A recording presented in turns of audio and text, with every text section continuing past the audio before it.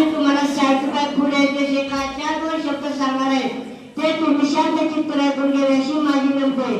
शिक्षणाच्या स्वर्गाचे जिने उघडले दार, शिक्षणाच्या स्वर्गाचे जिने उघडले दार, तीच सावित्रीबाई जगाची शिलेदार, तीच सावित्रीबाई जगाची शिलेदार. सावित्रीबाई फुले भारताच्या पहिल्या महिला शिक्षिका होत्या. त्यांचा जन्म 3 जानेवारी 1831 रोजी सातारा जिल्ह्यातील नायगाव येथे झाला. त्यांच्या वडिलांचे नाव कोंडेजी नरसिंह पाटील व आईचे नाव लक्ष्मीबाई नरसिंह पाटील असे होते. त्यांचा विवाह 9व्या वर्षी महात्मा ज्योतिराव फुले यांच्याशी झाला. त्या काळी स्त्रियांनी शिक्षण घेणे म्हणजे महापाप मानले जाते, परंतु ज्योतिबाई सावित्रीबाईंना लिहायला वाचायला शिकवले. महात्मा ज्योतिराव फुले सावित्रीबाई फुले यांनी सन 1848 रोजी पुणे जिल्ह्यात पहिली शाळा सुरू केली. परंतु त्यांच्या क्रांतिकारी निर्णयाला लोकांनी मोठ्या प्रमाणात विरोध केला.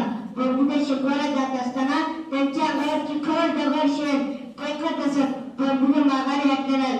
त्यांनी गरीब दलित अनाथ व विधवांना मोठ्या प्रमाणावर त्यांनी विरोध केला. म्हणून आज सावित्रीबाई फुले स्त्री शिक्षणाच्या जननी मानले जातात. म्हणून स्त्री शिक्षणाच्या जननी मानले जातात. त्यांचा मृत्यू 10 मार्च 1870